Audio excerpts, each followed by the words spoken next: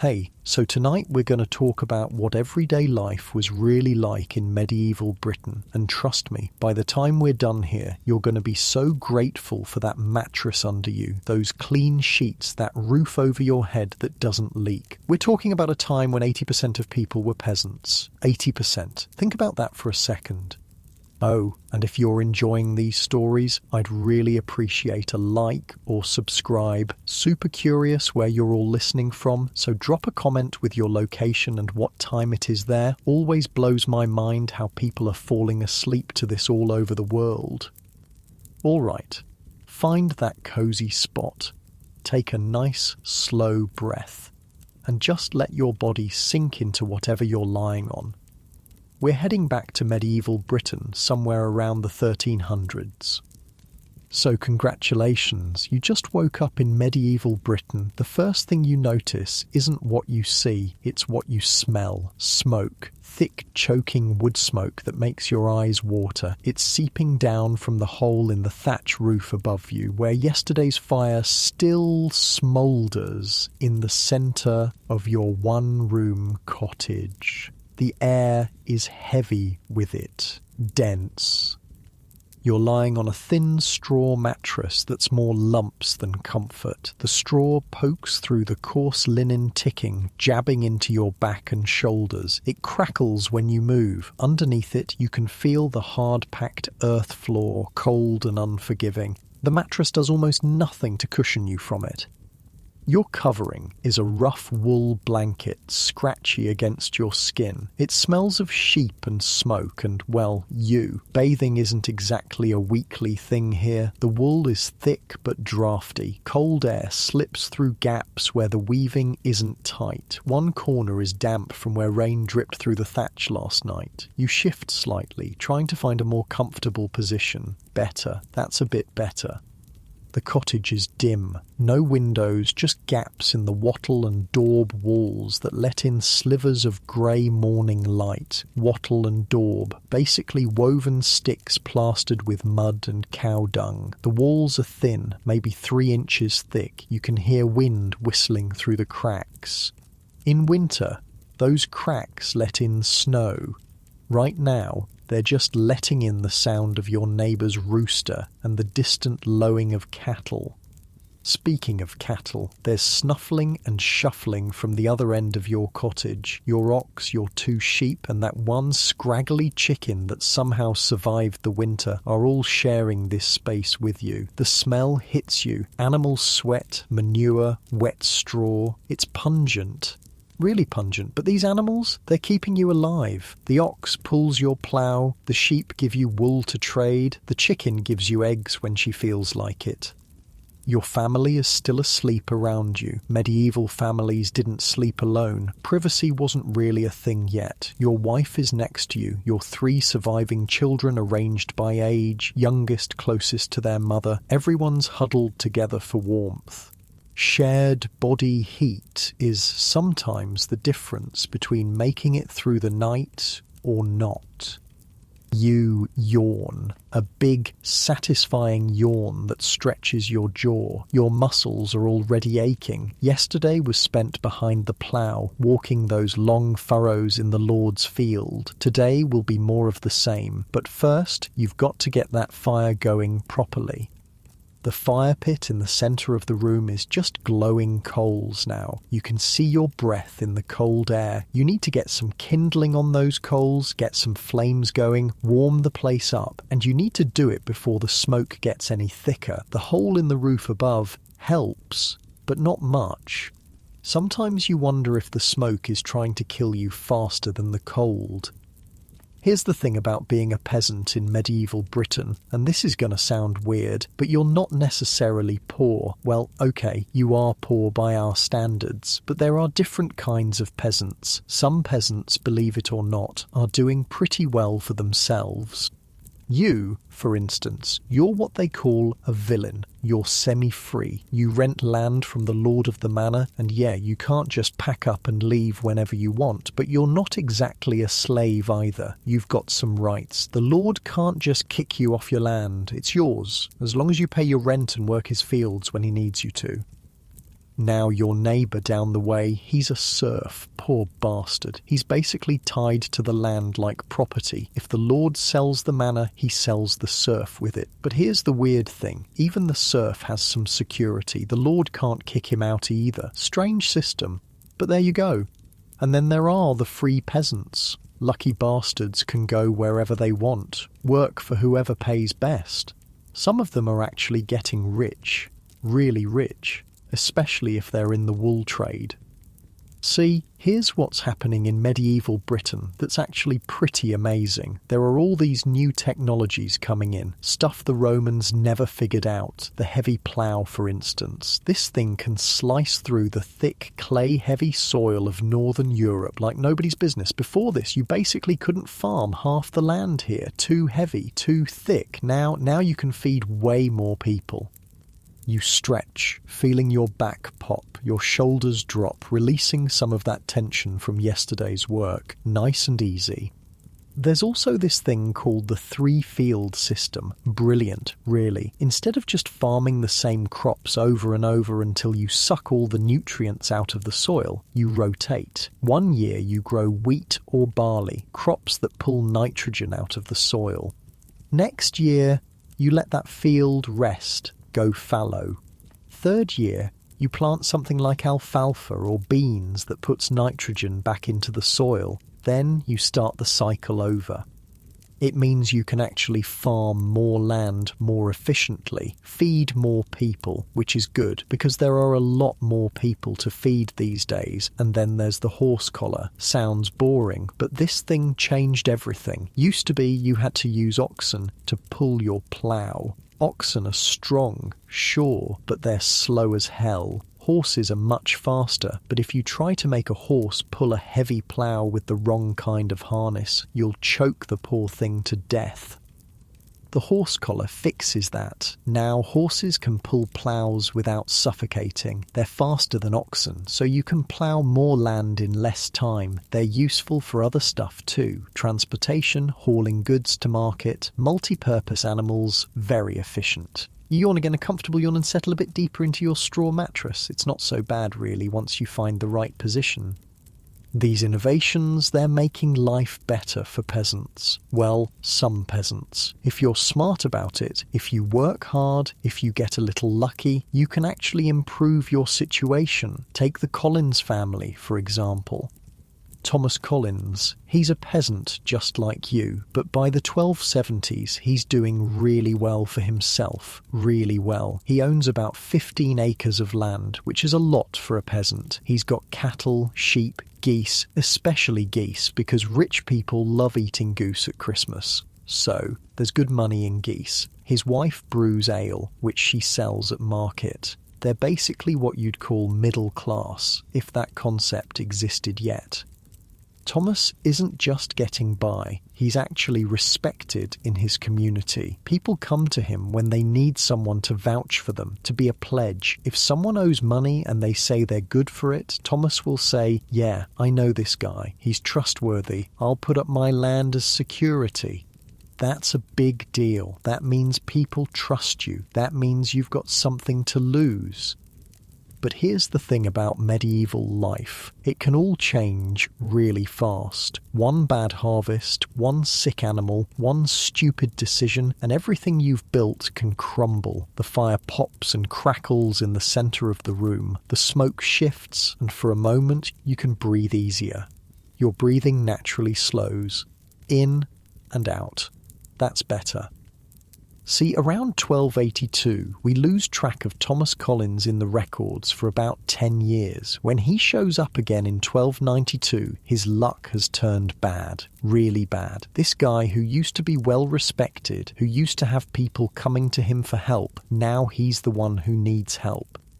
He owes money. A lot of money, 5 shillings to a guy named Walter from Oldbury. 5 shillings might not sound like much, but for Thomas, it's a crisis. He can't pay it back. He's already mortgaged his crops, basically promised his entire harvest to someone else to pay off other debts. He's stuck. So, what does he do? He has to sell his land. But here's the catch. He doesn't actually own his land. He's a serf, remember. The abbey owns the land, so he can only sell it to the abbey, and the abbey knows he's desperate, so they're not exactly going to give him top dollar for it. They give him £2. It's enough to pay off Walter and his other debts, but now Thomas is in real trouble. He's got 9 mouths to feed, him, his wife and 7 children, and he's just lost most of his income. All he's got left is the land his wife brought into the marriage as her dowry.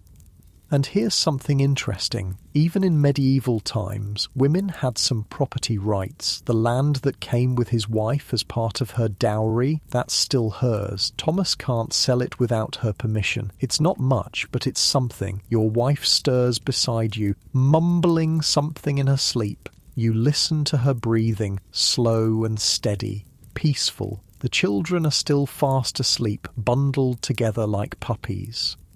Thomas tries to make it work, he really does, but by the time he dies in 1312, he's massively in debt again. His land goes to his wife and daughters. 2 of the daughters have managed to get married, which is good for them. Marriage means security, someone to take care of them, but that leaves 6 women who need to support themselves somehow. By 1319, all the Collins sisters are gone, just vanished from the records. We don't know if they moved away looking for better opportunities or if something worse happened to them. See, from 1317 to 1319, there was this disaster called the Great Famine. The name pretty much tells you everything you need to know. There just wasn't enough food to go around. The medieval warm period, this stretch of time from about 900 to 1300, when the weather was actually really good for farming, that was ending. Winters were getting longer and colder. Summers were getting shorter and rainier. Crops were failing. People were starving. A lot of people. The Collins sisters might have been among them. You shift again, getting more comfortable as the story continues. The straw rustles beneath you, but you barely notice anymore. You're settling in, getting cozy. This is the reality of medieval life. It's not all knights and castles and romantic nonsense. It's ordinary people trying to make a living, trying to feed their families, trying to survive in a world that can be pretty brutal. Most people, 80% of people, are peasants. They're the ones doing the actual work that keeps society functioning. They're growing the food that feeds everyone. They're raising the animals. They're making the cloth, brewing the ale, building the houses. Everything depends on them, but they're also the ones who have the least control over their own lives. You can't just decide you don't like your lord and move somewhere else. You can't just say, I'm tired of farming, I think I'll become a merchant. Your life is tied to the land, and the land is controlled by someone else. Someone who's never held a plough, never planted a seed, never spent 14 hours a day in the fields. And yet there are opportunities, real opportunities, if you're smart, if you work hard, if you specialise in something people need. Brewing, for instance, weaving, the wool trade. England is becoming a major player in the international wool trade. There's this thing called the Hanseatic League, a network of trading cities around the North Sea and Baltic Sea that trade in wool and cloth. English wool is some of the best in the world. Sheep produce this miracle fibre that stays warm even when it's wet. That's not nothing when you live in a place where it rains 9 months out of the year. A comfortable sigh escapes as you think about the sheep in the corner of your cottage. Even their assets, even they represent opportunity. If you're a peasant with enough land to graze sheep, if you know how to breed them properly, if you can get your wool to market, you can make good money. Really good money. Some peasants are getting rich off the wool trade. Rich enough to buy better houses, better land, better lives for their children. But you've got to be careful. You've got to be smart, because the same system that can lift you up can crush you just as easily. The fire settles with a soft whoosh, the smoke drifts lazily upward, and you watch it disappear through the hole in the roof. Your eyelids feel heavy. Not sleepy exactly, just relaxed, comfortable. The church wants its cut of everything. 10% of everything you produce goes to the church as tithe. Doesn't matter if you barely have enough to feed your family. Doesn't matter if the harvest was bad. 10%, no exceptions. And then there's your Lord. You owe him labour, you owe him rent, you owe him a share of your crops, and if he decides he needs more, well, that's just too bad for you. This is the world you've woken up in. This is medieval Britain. It's a world where 80% of people live like this, in one-room cottages, sharing space with animals, working land they don't own for people who've never worked a day in their lives. But it's also a world on the verge of change, big change. The Black Death is coming. Well, it already came about 30 years ago, and it killed a third of the population. A third. Imagine that. 1 out of every 3 people you know, dead within a few years. But here's the weird thing about the Black Death. For the peasants who survived, it was actually kind of good news. Suddenly there weren't enough people to work the land. Suddenly peasants had leverage. If you didn't like the deal your lord was offering, you could go work for someone else who would pay you better. The government tried to stop this, of course. They passed laws saying peasants couldn't demand higher wages, couldn't move around looking for better work. But laws are one thing, reality is another. If there's only half as many workers as you need, you're going to pay whatever it takes to get the work done. Your muscles relax as you shift position, finding that perfect spot where the straw doesn't poke quite so much. The animal sounds from the other end of the cottage are comforting now, familiar, safe. So now we're in this interesting period where peasants are starting to realise they have power. Real power. They're the ones doing the work. They're the ones creating the wealth, and they're starting to ask questions. Why should they give half their crops to some lord who's never held a plough? Why should they work for free on the lord's land when they could be working their own? Why should they be tied to one place when there are opportunities elsewhere? These are dangerous questions. The kind of questions that make the people in charge very nervous. And there's this priest, John Ball, who's been going around giving sermons that make the authorities even more nervous. He's asking questions like, when Adam delved and Eve span, who was then the gentleman? Think about that for a second. Adam and Eve didn't have nobles and peasants. They were just people. So where did all this hierarchy come from? Who decided that some people should be born to wealth and power while others should be born to serve?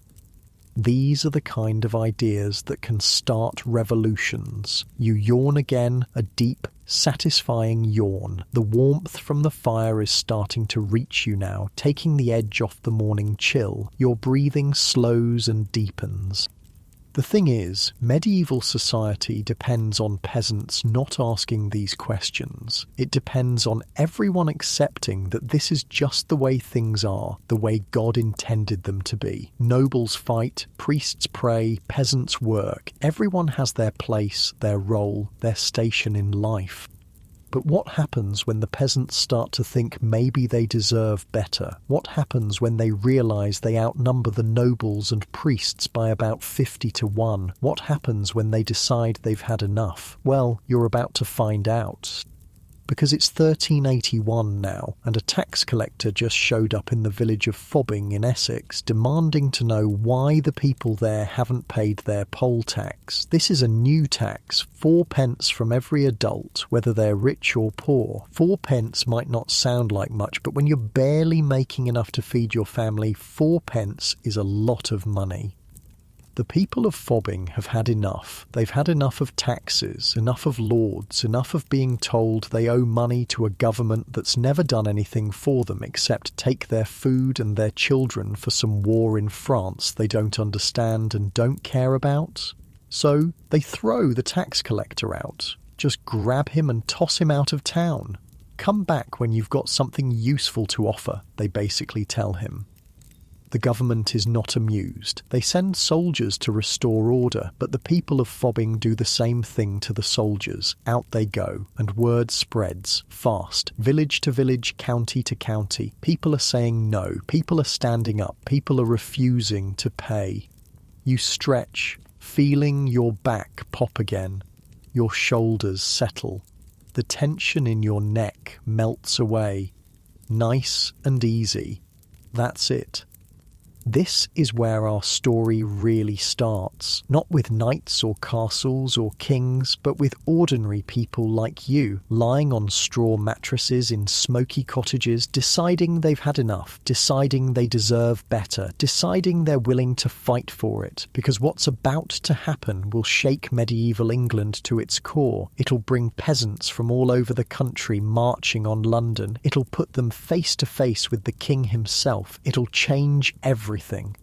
Or at least it'll try to. But first, you've got to get through another day of being a medieval peasant. You've got to get that fire going, feed those animals, work those fields. You've got to survive in a world that doesn't care whether you live or die, as long as the crops get planted and the rent gets paid. You shift a bit more, getting comfortable, muscles relaxing, as the morning light grows stronger and the sounds of the village waking up drift through the thin walls of your cottage.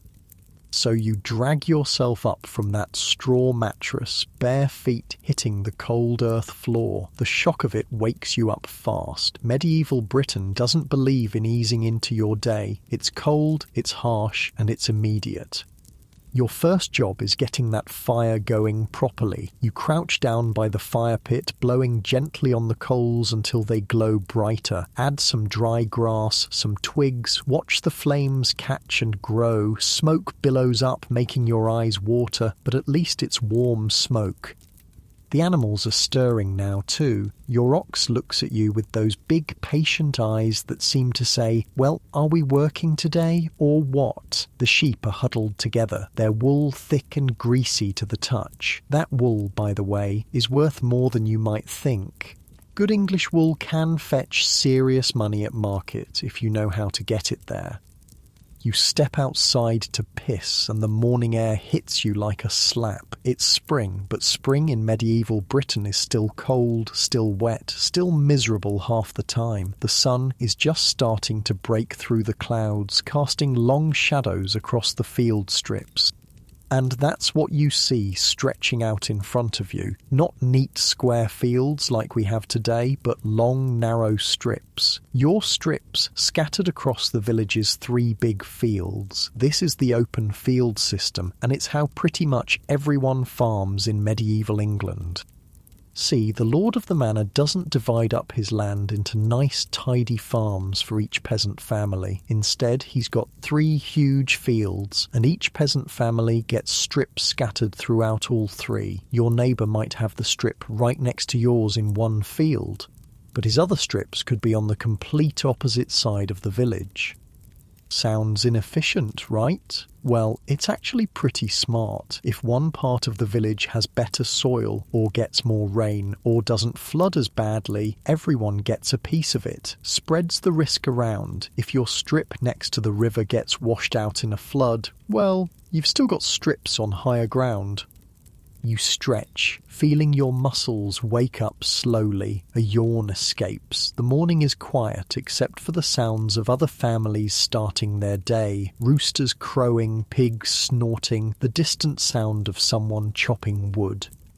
Today, you're working the Lord's land. That's how this whole system works. You don't just rent your strips, you owe labour to the Lord. A certain number of days per week, you work his land for free, plant his crops, harvest his grain, repair his fences. Only after you've done your work for him can you work your own strips. It's called corvée labour, and yeah, it's exactly as fun as it sounds. Free work for someone else while your own crops wait. But here's the thing that's starting to change in the late 1300s. There aren't enough people anymore to make this system work smoothly. The Black Death killed so many people that lords are getting desperate for workers. Some of them are starting to offer actual wages instead of just demanding free labour. Some are letting peasants pay money rent instead of working the lord's land. And some peasants are saying, you know what, I think I'll go work for the lord down the road who's offering better terms, which technically they're not supposed to be able to do. Villeins and serfs are tied to the land, but when half the population is dead and you need to get your crops planted, you start to get flexible about the rules. You head back inside to grab some bread and ale for breakfast. The bread is dense, dark, made from barley and rye, with maybe a little wheat if you've been lucky. It's not fluffy white bread, it's heavy, chewy stuff that fills your stomach and gives you the energy to work 14-hour days. You dip it in the ale to soften it up. Medieval ale is weak, safer to drink than water, and it's got calories you need. Your wife is up now, getting the children moving. Medieval families don't have the luxury of sleeping in. Work starts early and ends late, especially during planting and harvest seasons. The children old enough to work will come with you to the fields. The youngest will stay with their mother, who's got her own work to do, tending the vegetable garden, feeding the chickens, maybe doing some weaving or brewing. Yeah, brewing. That's actually women's work in medieval England, and it can be profitable. Good ale is always in demand, and if your wife has a reputation for brewing strong, tasty ale, people will pay extra for it. It's one of those cottage industries that can actually make the difference between just surviving and getting ahead. You shift your weight, settling deeper into the rhythm of the story. Your breathing naturally slows as you listen. The walk to the Lord's Field takes you through the village, and you can see other families starting their day, smoke rising from thatch roofs, dogs barking, children running around with energy you remember having once upon a time. The village priest is up early too, heading toward the church for morning prayers. He waves at you, and you wave back. The relationship between peasants and the church is complicated. On one hand, the church takes that 10% tithe whether you can afford it or not. On the other hand, the priest is often the only person in the village who can read and write. He's the one who keeps track of births and deaths, who settles disputes, who provides what little medical care there is. And lately, some priests have been saying things that make the authorities nervous. Things about equality, about how God loves all people the same, about how maybe the social order isn't as fixed as everyone pretends it is.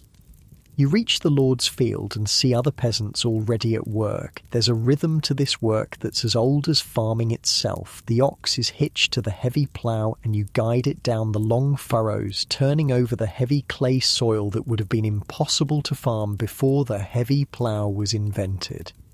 The plough bites deep, cutting through the earth with that satisfying resistance that tells you you're doing real work. The ox plods along steadily, patient and strong. Behind you, the earth lies open and dark, ready for seed. This is actually skilled work, you know. Guiding a plough isn't just a matter of walking behind it and hoping for the best. You have to know how deep to cut, how to handle the plough when you hit rocks or roots, how to keep the furrows straight and even. You have to understand your ox, know when to push and when to let up. You have to read the soil, the weather, the season. But does anyone acknowledge this skill? Do the nobles who live off your work understand what it takes to coax food from the earth? Of course not. To them, you're just another piece of equipment, like the plough or the ox. A comfortable sigh escapes as you imagine the rhythm of the work, the steady back and forth across the field. The sun climbs higher, and you settle into the meditative rhythm of ploughing. Step, step, step behind the ox. Watch the furrow open up, turn at the end of the field, start another row. Your muscles warm up, find their groove. This is what your body was built for. Not sitting at desks or staring at screens, but real physical work under the open sky.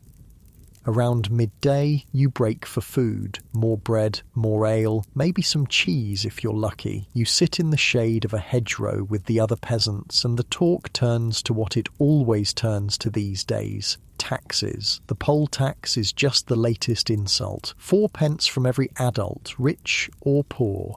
A lord who owns half the county pays the same 4 pence as a peasant who can barely afford shoes. How is that fair? How is that just? Heard they threw the tax collector out of fobbing, one of the other peasants says, keeping his voice low. Just grabbed him and tossed him right out of town. Good for them, another one mutters. About time someone stood up to these bastards. You listen to this talk and you can feel something in the air, a tension, an anger that's been building for years and is finally starting to boil over. People are tired of being squeezed, tired of working harder for less, tired of watching their children go hungry while the Lord's family feast in their great hall. But there's also fear. Fear of what happens if you get caught talking like this. Fear of what happens if you're labelled a troublemaker. The Lord has the power to make your life hell if he wants to. He can evict you, take your animals, destroy everything you've worked for. Still, the talk continues. Quietly, carefully, but it continues. After the break, it's back to work. More ploughing, more walking behind the ox, more turning over the earth. The afternoon stretches long and hot. Your back aches, your legs are tired, but you keep going because that's what peasants do. You keep going. Your shoulders drop, releasing tension as you think about the simple rhythm of the work, the satisfaction of preparing the earth for new life. As the sun starts to get lower, you unhitch the ox and head back toward the village. The day's work on the Lord's land is done. Tomorrow you'll work your own strips, but today belonged to him. On the way back, you pass by the big barn that belongs to the abbey. It's huge, impressive, built of stone that will last for centuries. Inside, it houses the grain and animals that belong to the monks. The monks who spend their days praying for everyone's souls, including yours. You've never been inside that abbey, by the way, despite the fact that your labour helps pay for it, despite the fact that you give them 10% of everything you produce, you'll never see the inside. That's for monks and nobles, not for peasants. You can look at the great stone walls from the outside, but that's as close as you get. It's a reminder of how this world works. You create the wealth, but you don't get to enjoy it. You grow the food, but you don't get to eat the best of it. You build the buildings, but you don't get to live in them. And lately, more and more people are starting to ask, why? Back in your cottage, your wife has kept the fire going and prepared the evening meal. More bread, maybe some pottage, a thick stew made from whatever vegetables you've got, maybe a little meat if you're lucky. You eat by firelight, smoke still drifting up through the hole in the roof.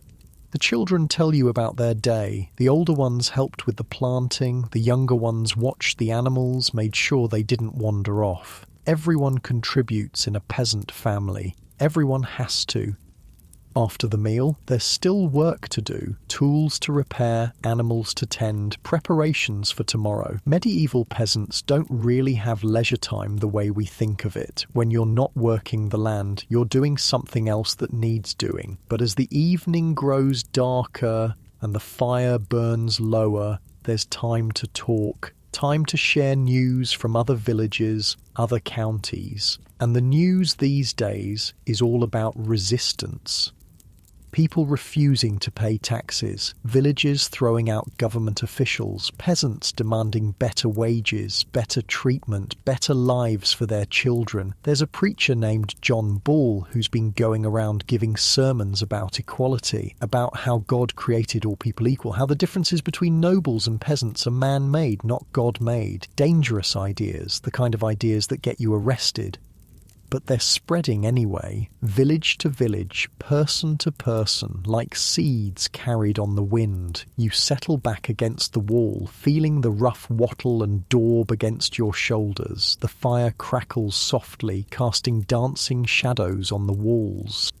Your wife mentions that she heard John Ball was in the next village over just last week. Drew a crowd of hundreds, they say, people walking miles just to hear him speak. And what he said was this: when Adam delved and Eve span, who was then the gentleman? Think about that. Adam and Eve. the first humans according to the Bible. They worked the earth with their own hands. They spun their own cloth. They didn't have servants, didn't have peasants working for them. They were workers themselves. So when did it all change? When did some people decide they were too good to work, too important to get their hands dirty? When did nobles and bishops and lords decide that other people should do all the work while they lived in luxury? These are revolutionary questions, questions that challenge the entire structure of medieval society, questions that suggest maybe, just maybe, things don't have to be the way they've always been. Your breathing slows, natural and easy as the fire burns lower and the cottage grows quieter. The word is spreading that something big is being planned, not just scattered resistance, not just individual villages throwing out tax collectors, something coordinated, something that could actually change things. They say peasants from all over Essex and Kent are talking to each other, sharing information, making plans. They say there's going to be a march on London, a gathering so big that even the king will have to listen. And the name people keep mentioning is Wat Tyler, a man from Kent who's supposedly organising this whole thing. Nobody knows much about him. Some say he's a roof tiler, others say he fought in France as a soldier, but everyone agrees he's got the kind of presence that makes people want to follow him. Tyler's message is simple. Peasants deserve better. They deserve fair wages, fair treatment, freedom to move and work where they choose. They deserve to be treated like human beings instead of property. It's not a complicated message, but it's a powerful one, especially when you're lying on a straw mattress in a smoky cottage, aching from a day of free labour for someone who's never held a plough. You shift position, getting more comfortable as the story flows around you like warm water. The children are asleep now, curled up together for warmth. Your wife is mending clothes by the firelight, her needle moving in steady, practiced strokes. This is how peasant evenings end, with quiet work, quiet conversation, quiet preparation for tomorrow's labour. But tonight feels different. Tonight there's an electricity in the air, a sense that change is coming whether the nobles want it or not. Tonight you can almost imagine a world where peasants have rights, where workers get fair wages, where people aren't tied to the land like cattle. It's a dangerous dream, the kind of dream that can get you killed if the wrong people hear about it. But it's also a powerful dream, and it's spreading faster than anyone imagined.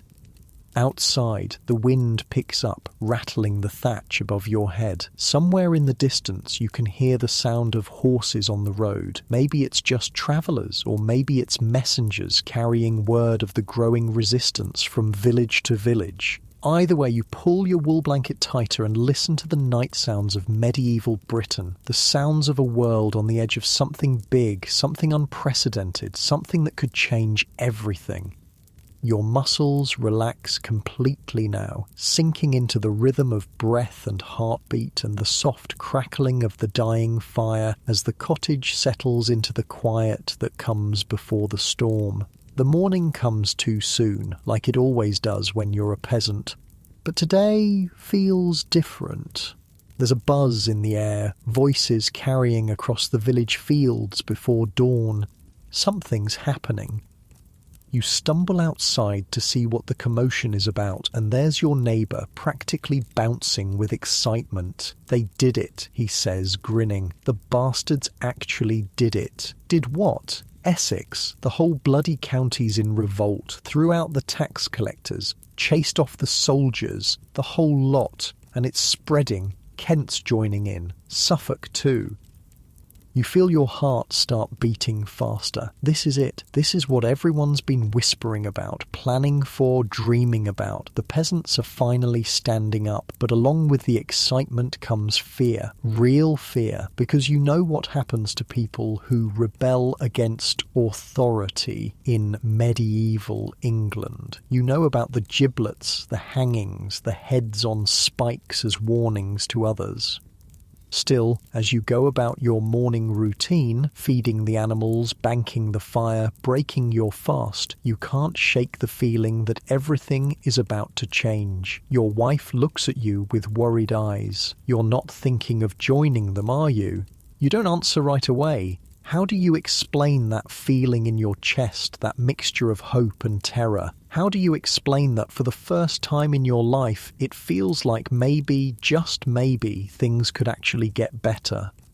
I don't know, you say finally, but I'm tired of this. Aren't you tired of this? She sighs, a sound that contains years of exhaustion, years of watching children go hungry while you hand over half your crops to people who've never missed a meal. I'm tired, she admits. But I'm also scared. You shift, finding a more comfortable position as the weight of that conversation settles around you. Fear and hope mixed together like smoke and morning mist. Throughout the day, more news trickles in. The rebels aren't just angry peasants with pitchforks. They're organised. They've got leaders, plans, strategy. They're not just burning random buildings. They're targeting specific things, court records, tax rolls, the legal documents that keep peasants tied to their lords. It's brilliant, really. You can't oppress people if you don't have paperwork proving they belong to you. And the rebels are being smart about it in other ways too. They're not just destroying everything in sight. When they took over Canterbury, they didn't burn down the cathedral. Instead, they appointed a humble monk as the new archbishop and held a service promising death to traitors. They're using the same religious language that's been used to keep them down, but turning it around. The message is clear. They're not against God or the church. They're against corruption, against the people who've twisted religion into a tool for oppression. Word comes that they've freed John Ball from prison, the preacher who's been going around asking uncomfortable questions about equality and social justice. Now he's free and he's with the rebels, and his voice is going to reach a lot more people. By afternoon, you're hearing estimates of how many people have joined the revolt. Thousands, tens of thousands, maybe more. This isn't just a few angry villagers anymore. This is a movement, and they're all heading for London. You pause in your work, leaning on your hoe, and try to imagine it. Thousands of peasants marching on the capital city, demanding to speak to the king himself, demanding justice, fair treatment, an end to serfdom. It's either the bravest thing you've ever heard of or the most foolish, probably both. Your breathing slows as you consider the magnitude of what's happening, the courage it must take to leave your village, your family, your safety, and march into the unknown. That evening the decision makes itself. A messenger arrives in your village, not a government messenger, but one of the rebels, a young man with dirt under his fingernails and fire in his eyes. "We're gathering at Black Heath," he says to the crowd that's formed around him, "south of London. Wat Tyler's there, John Ball's there. We're going to present our demands to the king. We're going to end this system once and for all." He lists the demands, and your heart pounds as you hear them. An end to serfdom, fair wages for all workers, reduction in taxes, removal of the corrupt officials who've been bleeding the country dry. "Who's with us?" he asks. The silence stretches for a long moment. This is the moment of choice. Stay safe, keep your head down, hope things get better on their own, or risk everything for a chance at real change. One by one, hands go up. Men and women, young and old. Not everyone. Some are too scared, some have too much to lose, some just don't believe it can work. But enough, more than enough. Your hand goes up too. The next morning, you're walking south with about 30 other people from your village and the surrounding area. You've left your ox with your wife, taken only what food and tools you can carry. The animals will be fine for a few days, and if things go well, maybe you'll come back to a world where they can't be taken away from you on a lord's whim.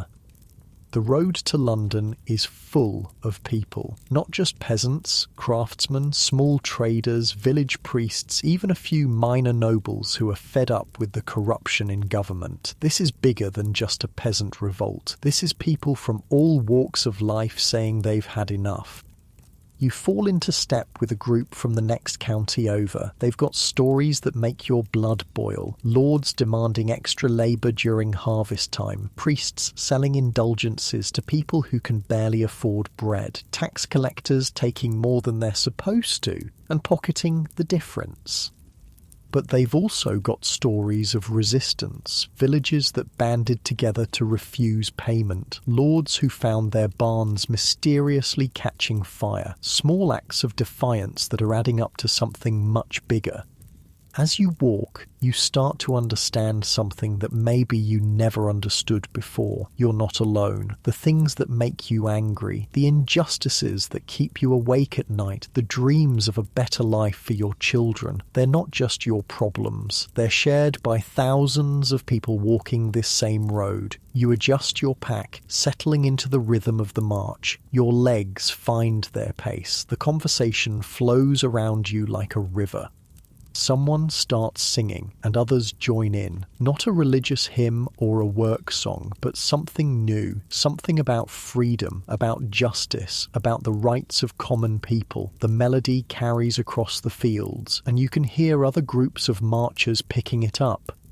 It's intoxicating, this feeling of being part of something bigger than yourself. For your whole life you've felt powerless, subject to the whims of lords and priests and kings. But here, walking with thousands of others toward London, you feel powerful, you feel like you matter. The landscape changes as you get closer to the capital. More villages, more traffic on the roads, more signs of wealth and commerce, but also more signs of poverty. Beggars by the roadside, children in rags, the smell of too many people living too close together. London, when you finally see it in the distance, is overwhelming. You've never seen so many buildings, so much smoke, so much activity. The city sprawls along both sides of the Thames, a maze of streets and alleys and markets that seems to go on forever. And somewhere in that maze is the king, Richard II, only 14 years old, but still the most powerful person in England. The person who could, if he chose to, end serfdom with the stroke of a pen, free every peasant in England, create a world where people are paid fairly for their work, if he chose to. You settle back into the march, muscles moving in steady rhythm, breathing easy and natural as the great city grows larger ahead of you. The rebels have set up camp at Black Heath, a large open area south of the city. When you arrive, you're amazed at what you see. It's like a temporary city, thousands of people, tents and shelters, cooking fires, organised groups discussing strategy. And everywhere, the energy of hope mixed with determination. These people have left everything behind for a chance at change. They've risked their lives, their families, their futures on the belief that things can be better.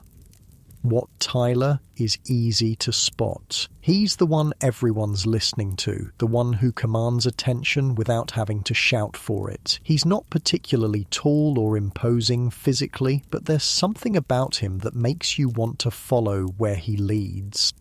He's talking to a group of Kent rebels when you arrive, explaining the plan. They're going to demand a meeting with the king. They're going to present their demands peacefully, reasonably. They're not here to overthrow the monarchy. They're here to reform it.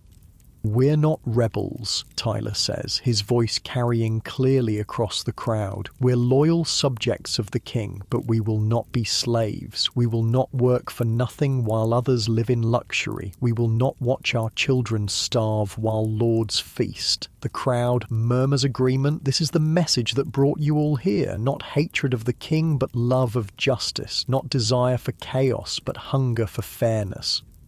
John Ball is there too, and when he speaks, it's like listening to thunder. His words roll across the crowd, powerful and righteous. He talks about the brotherhood of all people under God, about how the current system isn't just unfair, it's sinful, it's a perversion of God's will. When Adam delved and Eve span, he says, his voice rising, who was then the gentleman? The crowd roars its approval. This simple question cuts right to the heart of everything. If all people are equal in God's eyes, why should some be born to rule while others are born to serve? A yawn escapes as you listen, the day's march catching up with you. But it's a satisfied yawn, the kind that comes after good work well done. The evening is spent in preparation. Weapons are checked, not swords and armour like knights would carry, but the tools of working people, hammers, axes, knives, bows that are used for hunting, scythes that cut grain, but there's also talk of keeping things peaceful. Tyler and the other leaders are clear about this. They're not here to start a war, they're here to demand justice. Violence should be a last resort. Still, everyone knows that violence might be necessary. The powerful don't give up their privileges willingly. They might need to be convinced. As night falls over the camp, you wrap yourself in your cloak and lie down on the hard ground. It's not comfortable, certainly not as comfortable as your straw mattress back home, but there's something deeply satisfying about it. You're sleeping under the stars with thousands of other people who share your dreams of a better world. Around you, the camp settles into the quiet rhythms of night, conversations dying down to whispers, fires burning low, the sound of thousands of people breathing in sleep, all dreaming the same dreams. You shift, finding a position that doesn't put a rock in your back. The ground is hard, but somehow welcoming. Tomorrow, you'll enter London. Tomorrow, you'll demand justice from the king himself. Tomorrow, everything might change. The night air is cool and clean, a relief after the smoke and closeness of your cottage. Above you, stars wheel across the sky in patterns your grandfather taught you to read, the same stars that shine down on lords in their castles and peasants in their fields. God stars shining on all people equally, just like John Ball says it should be. Your breathing deepens and slows, matching the rhythm of the sleeping camp around you. Somewhere in the distance, a night bird calls. Closer by, someone's snoring softly. The sounds of people at peace, despite everything that tomorrow might bring. Tomorrow you'll cross London Bridge and enter the greatest city in England. Tomorrow you'll stand before the Tower of London where the King waits. Tomorrow you'll be part of something that could reshape the world. But tonight, you rest. Tonight, you sleep the sleep of people who found their courage and chosen to use it. Tonight, you dream of a world where your children might be free. Your muscles relax completely, settling into the earth that connects you to every peasant who's ever worked the land, ever dreamed of something better, ever dared to stand up and say enough is enough. The night wraps around you like a blanket, warm with the presence of your fellow dreamers, secure in the knowledge that you're not alone anymore. You wake to the sound of thousands of people stirring at once. The camp at Black Heath is coming alive as the sun rises over London in the distance. Cooking fires are being lit, bread is being shared, and everywhere you look there's the quiet energy of people preparing for something momentous.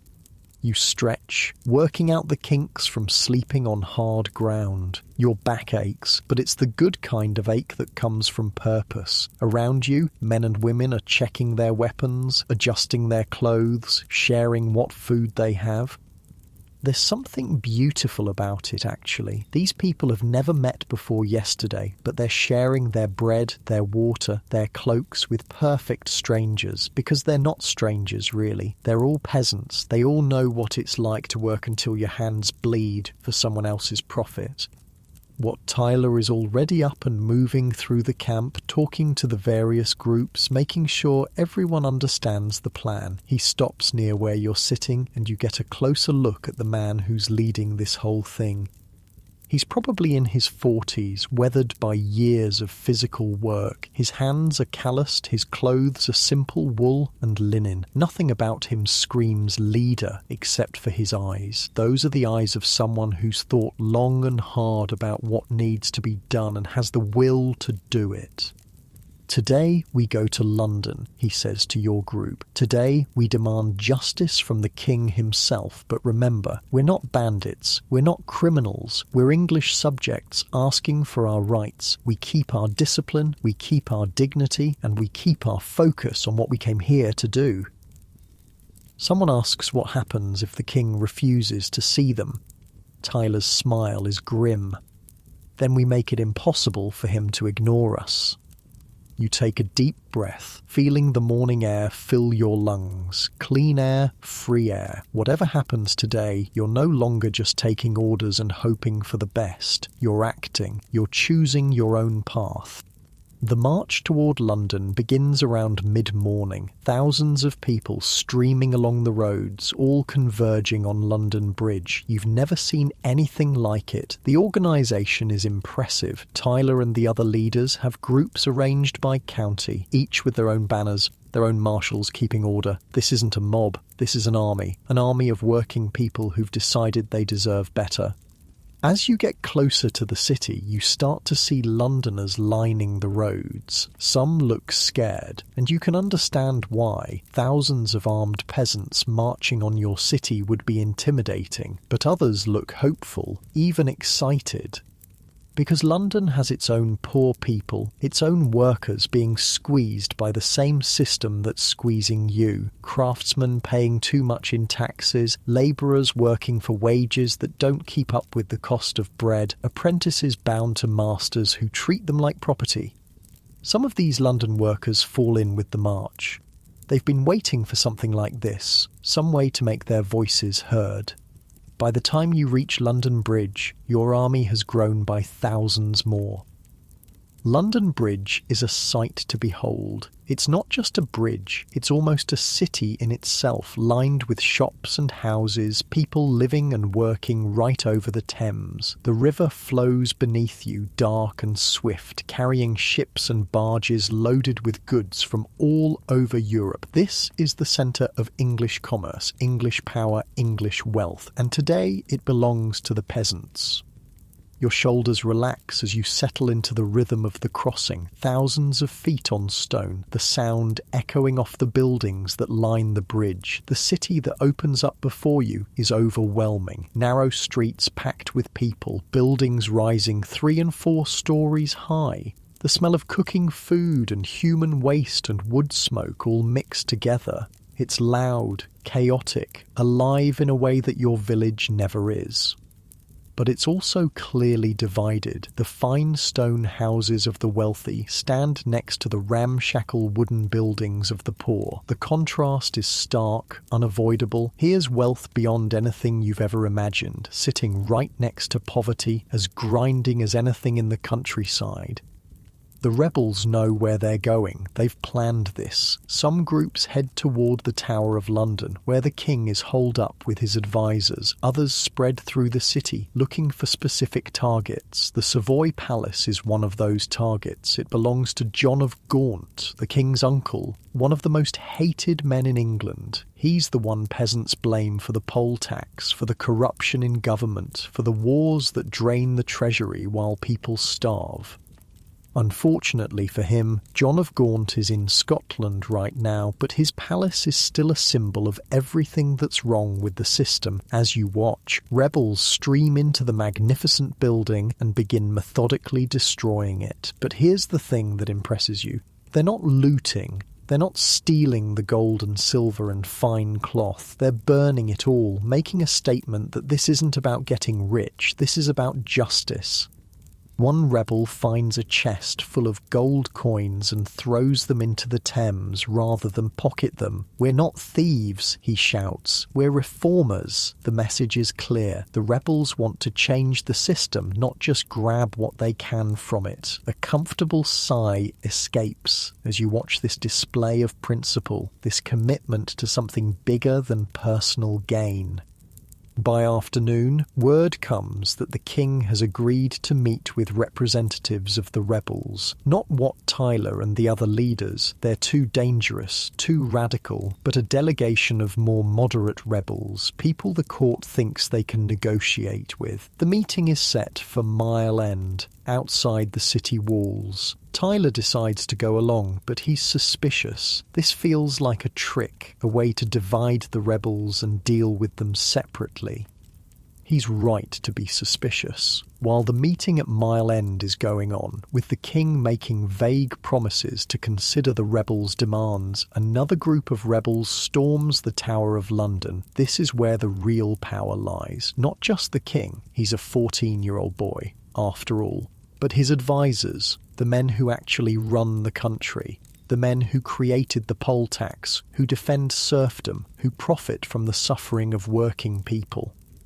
The tower falls quickly. The rebels know exactly who they're looking for. Simon Sudbury, the Archbishop of Canterbury and Chancellor of England. Robert Hales, the Treasurer. These are the men behind the policies that have driven peasants to desperation. They're found cowering in the chapel, praying for salvation that isn't coming. The rebels drag them out to Tower Hill and execute them on the spot. Their heads are cut off and stuck on pikes, then paraded through the city.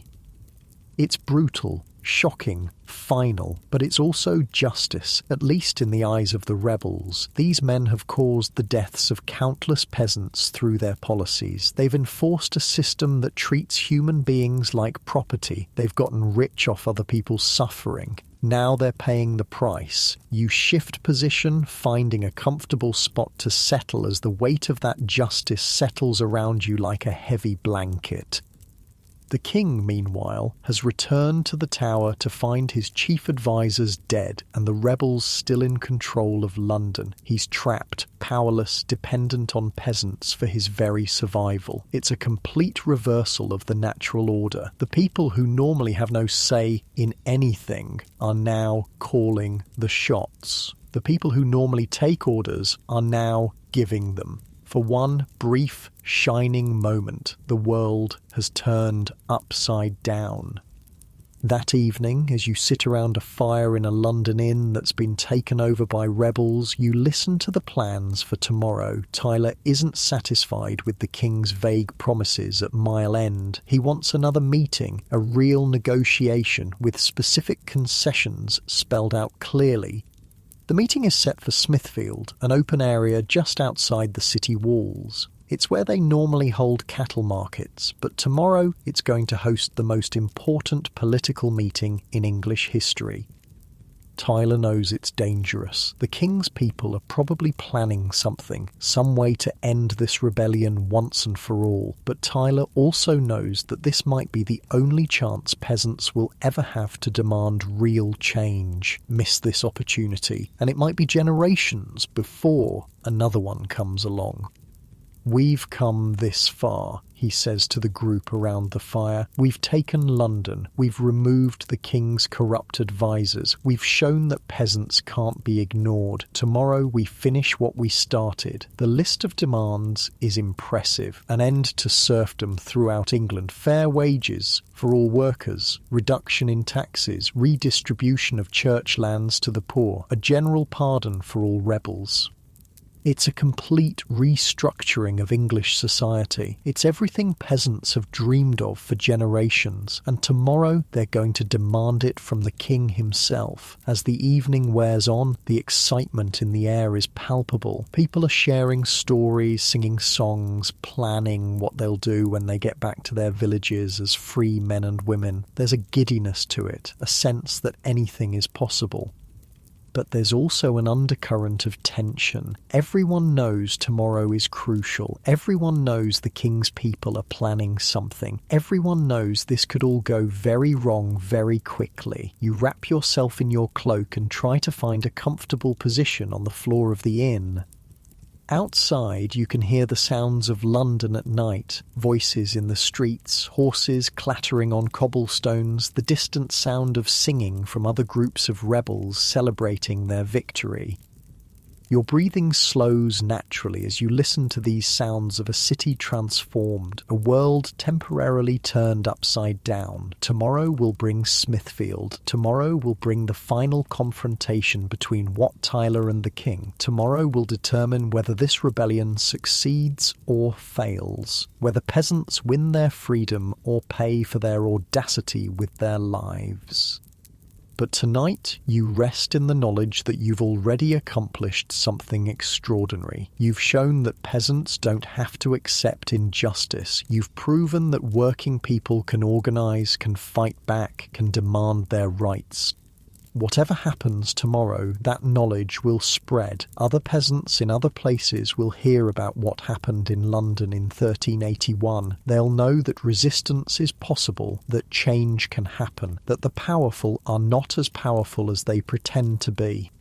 The inn grows quiet as rebels settle down for the night. Somewhere in the distance, church bells ring the hours, the same churches whose wealth the rebels want redistributed, whose priests have been preaching submission while living in luxury. You shift slightly, getting more comfortable, muscles relaxing into the rhythm of rest. Around you, hundreds of other rebels sleep the sleep of people who found their courage and used it well.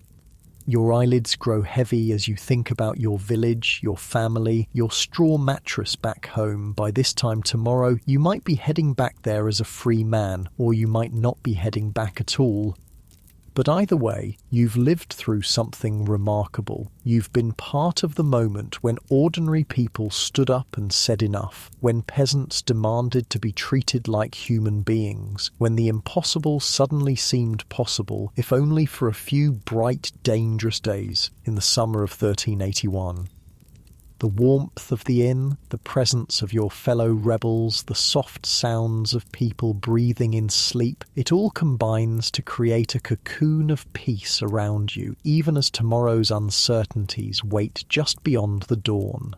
The morning of June 15th dawns grey and cool over London. You wake early, along with most of the other rebels. Today is the day. Today everything gets decided. Smithfield is already bustling with activity when you arrive. It's a large, open space normally used for livestock markets, but today it's hosting something much more significant. Thousands of rebels have gathered, arranged in loose groups, all eyes focused on the centre of the field where a small pavilion has been set up. The King's party arrives around noon. Richard II, still just 14 years old but trying to project the authority of his position, he's surrounded by his remaining advisors, including William Walworth, the Mayor of London. These men have spent the last few days watching their world turned upside down, watching peasants execute their colleagues, watching their power slip away. They're scared, and scared people do dangerous things. Wat Tyler rides out to meet the king. He's alone except for one man carrying the rebel banner. It's a powerful image, the peasant leader approaching the boy king as an equal, ready to negotiate the future of England. You shift your weight, settling in to watch this historic moment unfold. Your breathing is steady, calm, even though your heart is racing. Tyler dismounts and approaches the king with confidence, not the servile bowing and scraping that peasants are supposed to show to royalty. He greets Richard as one leader greeting another, as an equal, and then he begins to present his demands, not requests, demands. An immediate end to serfdom throughout England. Every peasant to be declared free, able to work where they choose, for wages they negotiate themselves. All land rents to be reduced to 4 pence per acre, a huge reduction that would leave peasants with much more of what they produce, the complete redistribution of church property, the vast lands owned by monasteries and bishops to be divided among the poor, a reduction in the number of bishops. The church hierarchy has grown fat and corrupt, more concerned with wealth than souls. The removal of all remaining corrupt officials from government. These aren't small reforms. This is a complete restructuring of English society. This is the end of feudalism as it's existed for centuries. The king listens. What else can he do? He's surrounded by thousands of armed peasants who've just proven they can take London whenever they want. His army is scattered across France and Scotland. He has no choice but to negotiate. "I will grant what I can fairly grant," Richard says carefully. It's a diplomatic non-answer, and Tyler knows it. The peasant leader's face hardens. He's not here for vague promises and royal double talk. He's here for concrete commitments. Tyler calls for a drink of water to rinse out his mouth. It's a casual gesture, but in the context of a formal meeting with the king, it's shocking. You don't just casually refresh yourself in the presence of royalty. You don't treat the king like he's some village elder you're haggling with over grain prices.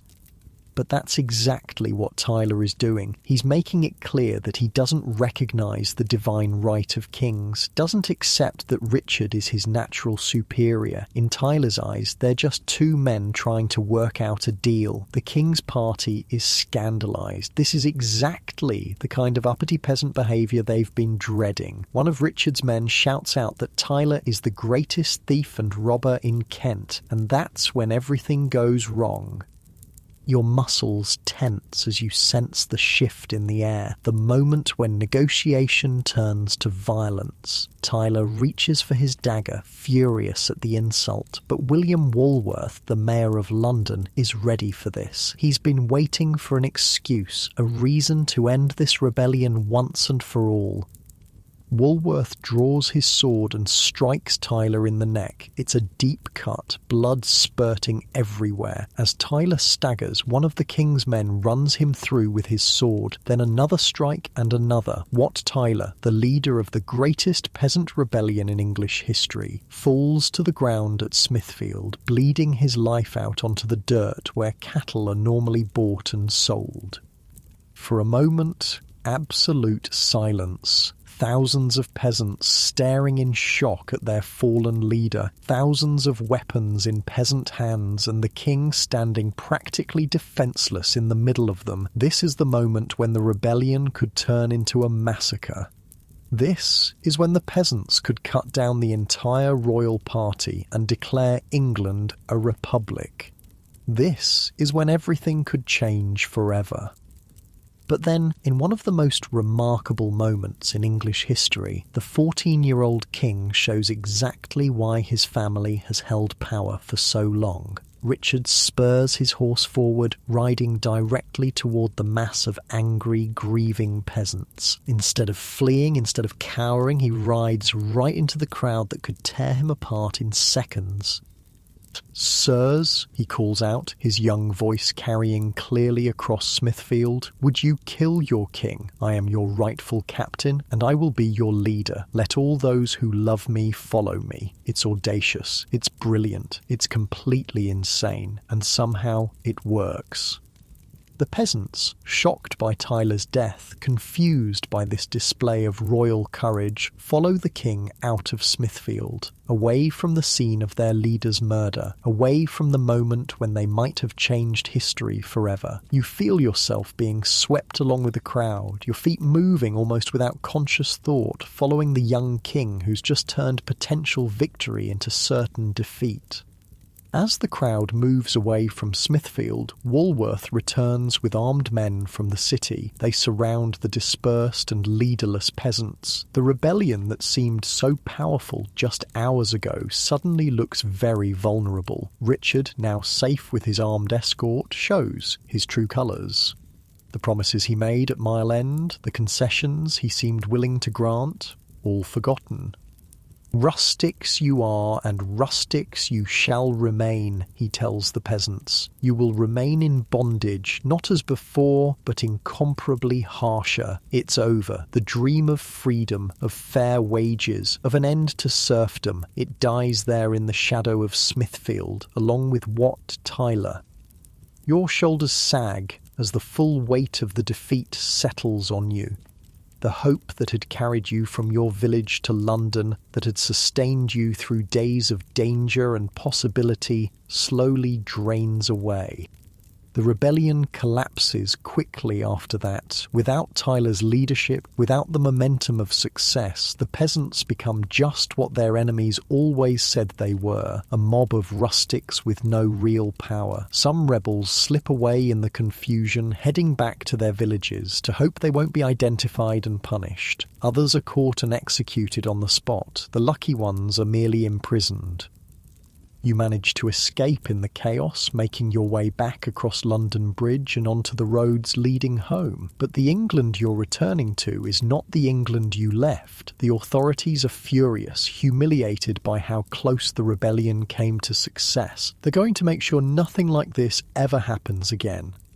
Over the next few months, the retribution is savage. Hundreds of rebels are tracked down and executed. Their heads are displayed on poles throughout the countryside as warnings. Royal commissions travel from village to village, rooting out anyone who showed sympathy for the rebellion. The charters that Richard granted at Mile End, promising reforms, all cancelled. Serfdom continues as before. The poll tax is quietly abandoned, too dangerous to try collecting it again. But the underlying system remains unchanged. But here's the thing. Even though the rebellion failed, even though Tyler died and the peasants were crushed, something important happened at Smithfield in 1381. Something that couldn't be undone, no matter how many heads ended up on poles. For the first time in English history, ordinary working people had organised on a massive scale. They had taken London, executed the king's advisers, and demanded fundamental changes to society. They had shown that the powerful weren't as powerful as they pretended to be. That knowledge spread to other countries, other peasants, other rebels. The Peasants' Revolt of 1381 became a model for resistance movements across Europe.